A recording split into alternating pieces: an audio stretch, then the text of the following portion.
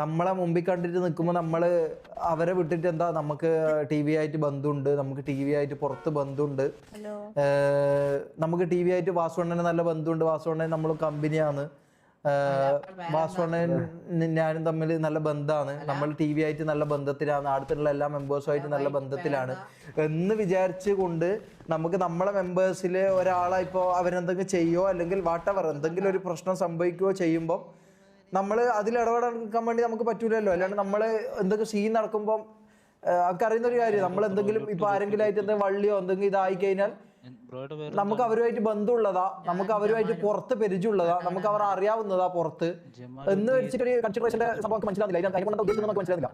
Okay, നമുക്ക് ബന്ധമുണ്ട്, നമ്മുടെ ഫ്രണ്ട് ആയിരിക്കാം, നമ്മൾ ഇതായിരിക്കാം, എല്ലാം ശരിയാണ്. പക്ഷേ നമ്മളെ വിശ്വസിച്ച് 10-35 മെമ്പേഴ്സ് വാറിൽ ഇറങ്ങി കളിക്കുന്നുണ്ട്. ഒരു വാർ ജയിപ്പിക്കാൻ വേണ്ടി അവർ എടുക്കുന്ന എഫേർട്ട് ഉണ്ട്, അവർ ഗൺ പവർ ഉണ്ട്, അവർ ഇത്രയും കാലം കൊണ്ട് കളിച്ചെടുത്ത അവരുടെ ഗൺ പവർ, അവരുടെ എഫേർട്ട്, അവർ അത്രയും എന്താ പറയാ അവരുടെ ഹാർഡ് വർക്ക്, ഇതൊന്നും കാണാണ്ട് ഇതൊന്നും നമ്മൾ അറിയാണ്ട് നമുക്ക് അവരുമായിട്ട് ബന്ധമുണ്ട്, നമുക്ക് ടി വി ആയിട്ട് ബന്ധമുണ്ട്, നമുക്ക് എ വി ആയിട്ട് ബന്ധമുണ്ട്, അതുകൊണ്ട് നമ്മുടെ പിള്ളേർ വന്ന് തൊട്ട് കഴിഞ്ഞാൽ നമ്മളൊന്നും ചെയ്യൂല.